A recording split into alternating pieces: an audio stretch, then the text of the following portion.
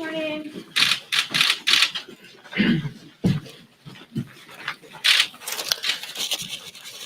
Morning, everyone. Happy New Year.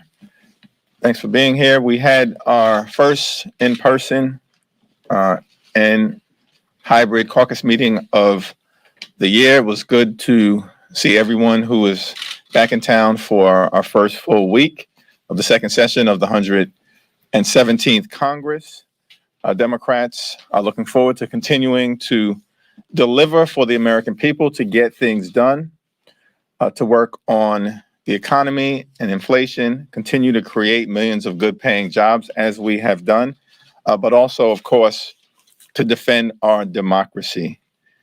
At a moment where we are seeing a voter suppression epidemic take place all across America. And it didn't have to be this way.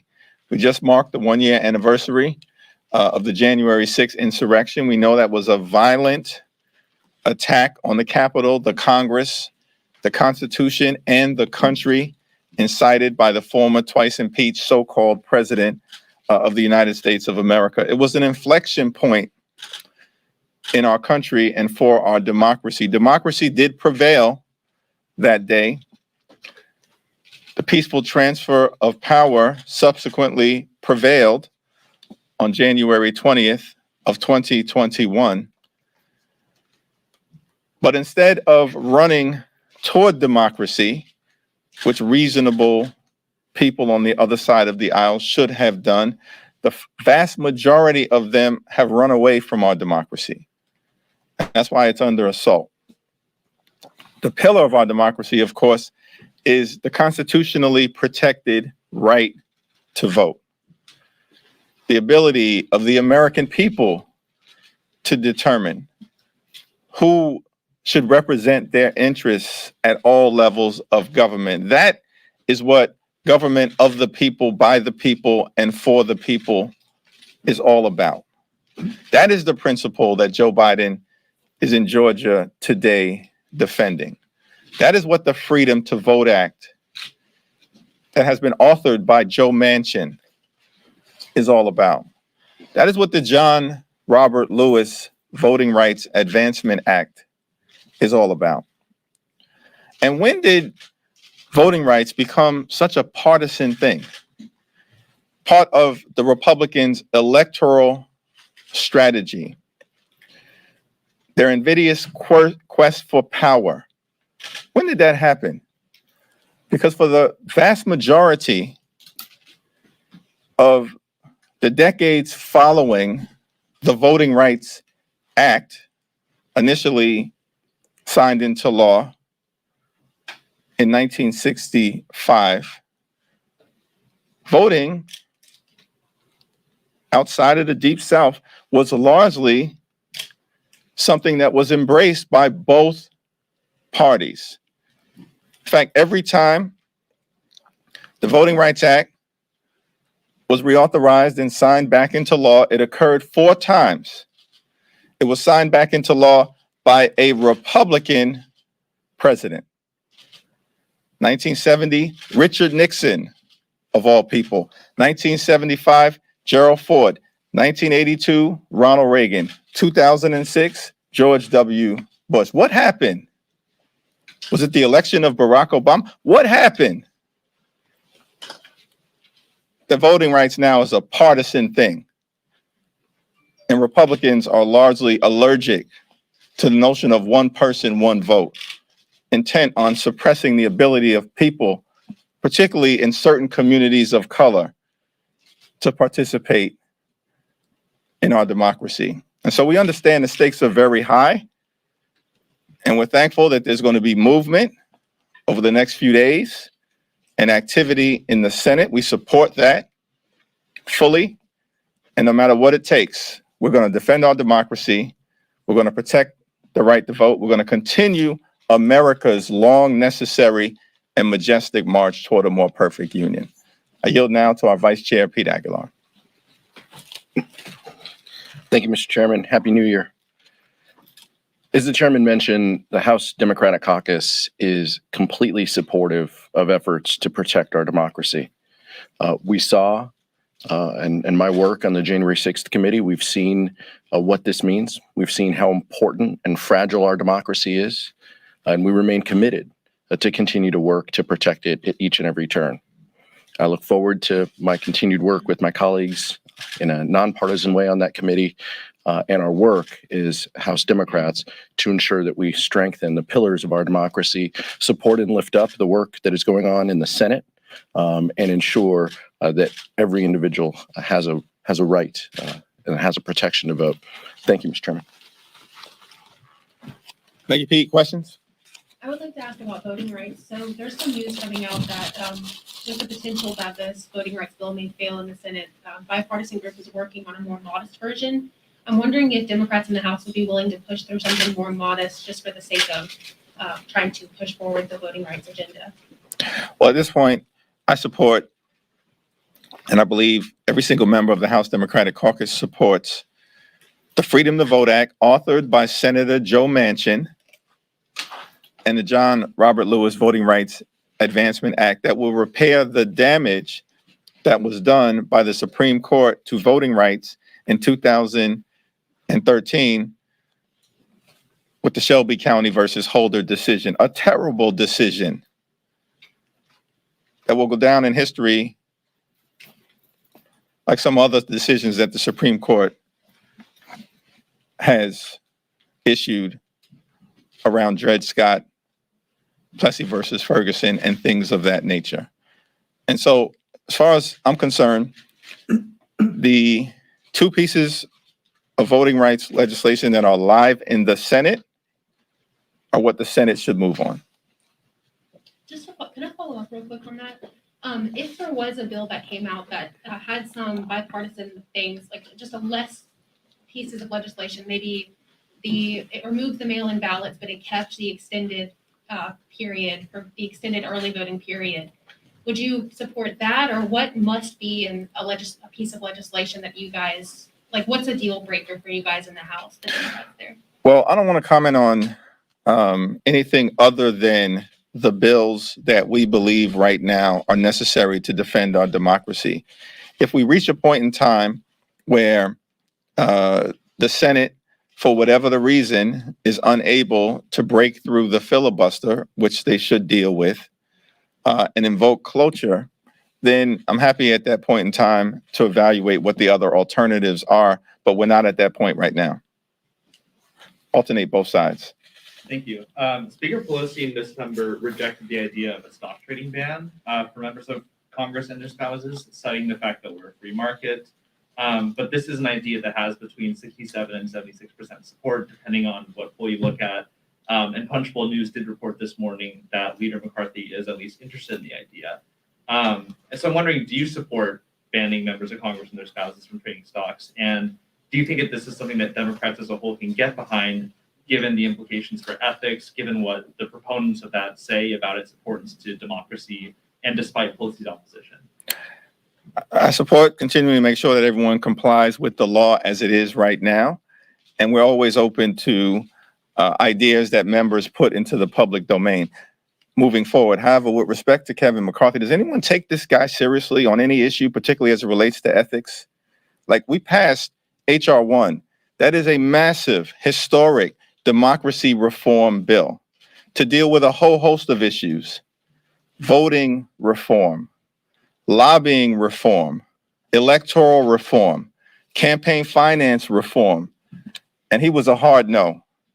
He doesn't want to disrupt the system. He is part of the status quo system that defends the wealthy, the well-off, and the well-connected. That's what the GOP tax scam was all about.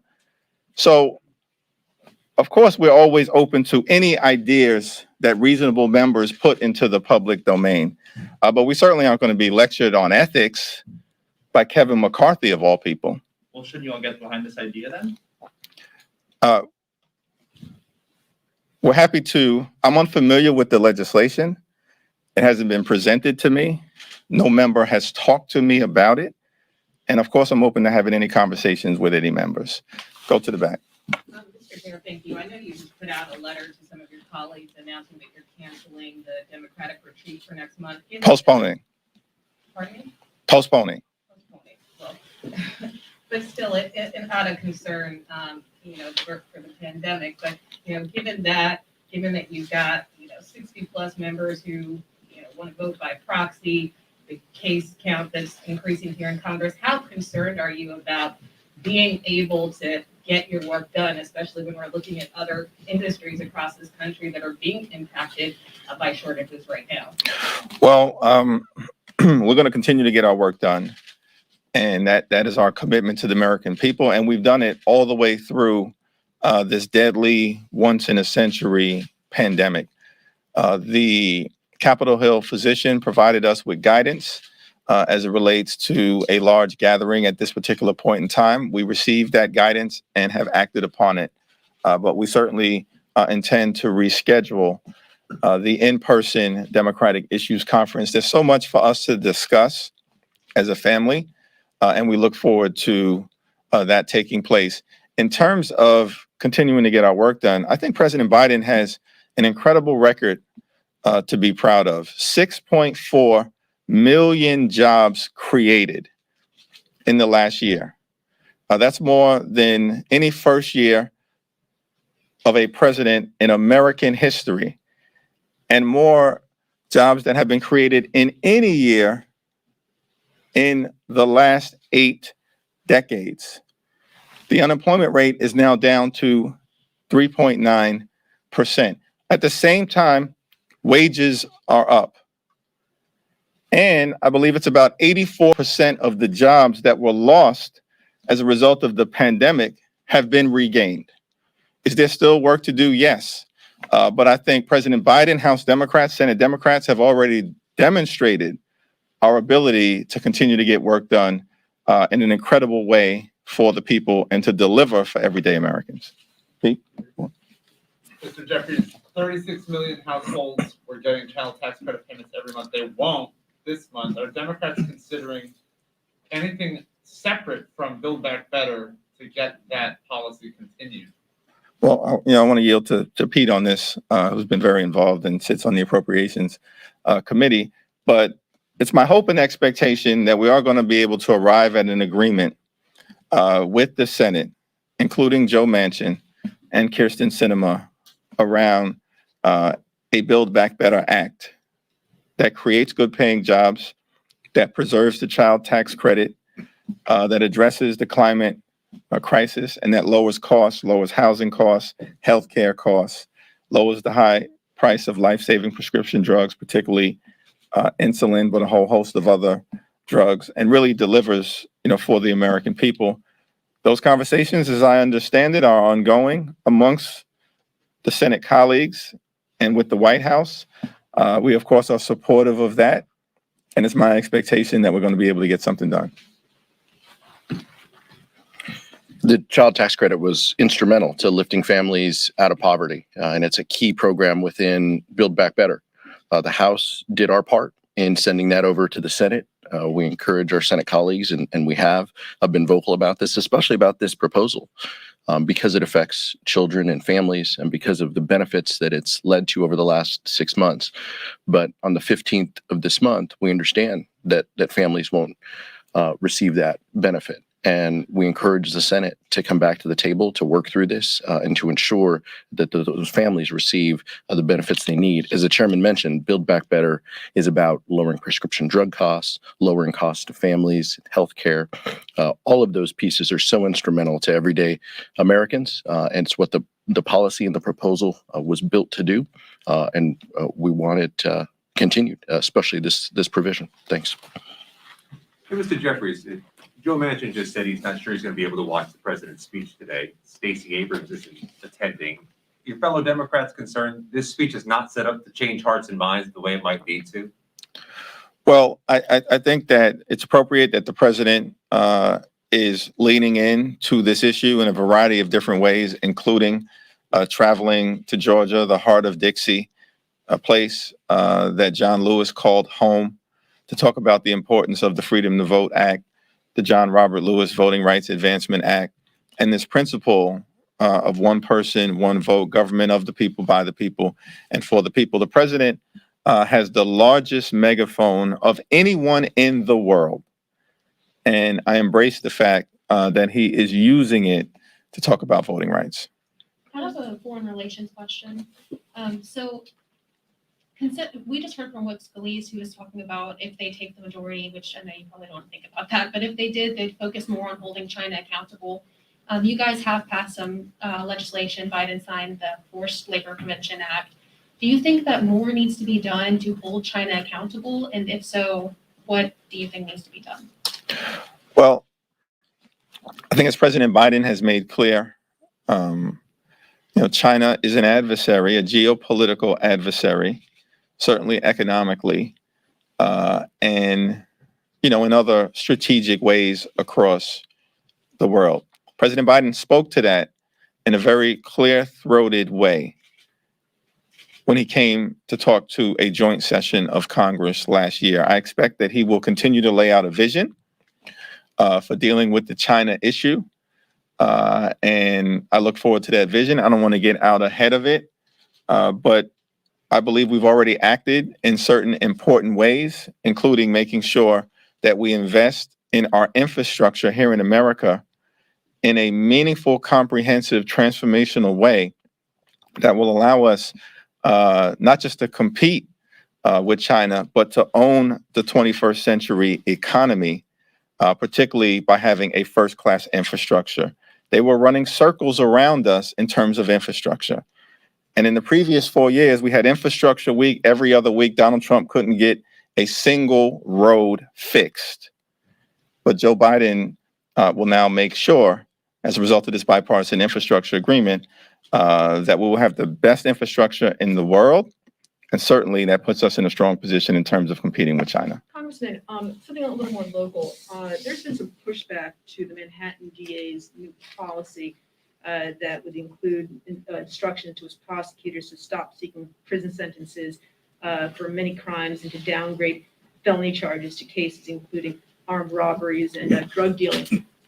What would you say to your constituents who would have to deal with some of the backlash to some of these new policies? I realize that your district is in Queens, but still, some of these issues would have to go over to your constituents. Yeah, district actually is largely in Brooklyn with a little bit of A Queens. little bit of Queens as well, still. Correct, but not Manhattan. And I'm unfamiliar with the Manhattan DA's policy. I am familiar with the fact that Mayor Adams has been very clear that public safety is a prerequisite to prosperity. And as a former decorated law enforcement officer who also was a captain and a lieutenant, but walked the streets protecting New Yorkers during a very difficult time, I think that we are in good hands with Mayor Adams. I also can say that the Brooklyn district attorney, who I work with closely, as a result of his efforts in balancing both public safety and justice, homicides were down in Brooklyn last year, shootings were down, violent crime was down. That's a good thing. But do you think DA Bragg should be prosecuting these crimes? I'm unfamiliar with his proposal. Thank you. Since you guys have come back, we've obviously seen a dramatic spike in the Omicron variant. Unsurprisingly, Scalise was up here obviously criticizing Democrats and Biden's response to it, but it is a message that actually has been resonating with voters. A lot of, including Democratic voters, wondering why they have to wait in lines for tests, waiting why these, promised home delivery tests haven't been made yet. What are Democrats trying to do right now? What is the message to make sure that voters, especially your own voting bloc, do trust you all with the pandemic, given that is really a big argument that Biden made on the campaign trail that he was going to be able to do? Well, the vice chair and I have an agreement that he answers all difficult questions, so I'm going to yield to him. But President Biden has been a strong leader on the public health crisis and the pandemic. And this is a very difficult, once in a century pandemic. And it's caused a lot of pain and a lot of suffering, a lot of death. But the fact that we at least are in a position to have fought through the Delta variant and emerged from it. And now we're fighting through the Omicron variant and we will emerge from it. It's a testament to our leadership, President Biden, Speaker Pelosi, House Democrats, governors all across the country, mayors and others.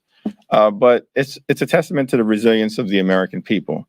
And, President Biden made the commitment that hundreds of millions of COVID-19 at-home testing kits will be made available to the American people, free.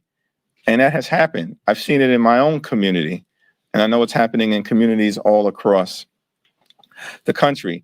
The Omicron variant, while less lethal, is highly transmissible, and it's come in like a hurricane. And I'm confident that President Biden is doing what is necessary in an emergency to mobilize the resources that will help the American people get through this variant and ultimately crush this virus and get through this pandemic. I thought the chairman did quite well with that. But what I would say is House Democrats continue to support the administration's proposals and their work to deliver at-home tests to Americans. They're going to stand up a hotline and have a website where Americans can register and can request one. Healthcare companies now are required to cover a number of tests per month, at-home tests. But specific to the PCR tests, we know that staffing has been an issue in many communities when it comes to this. We continue to need, as we've talked about many times, whether the issue was rental assistance or others, we need local government partners also standing up and working with us to deliver on that. And so many of these issues are federal funds through the American Rescue Plan that are implemented at the local level. And so we continue to need to work with our local partners to ensure that the staffing is adequate so Americans who want tests can get tests without waiting in a burdensome line. Thank you. Any final questions? Is that a question in the back or no? No. Okay. All right. Thank you, everyone. Thank you.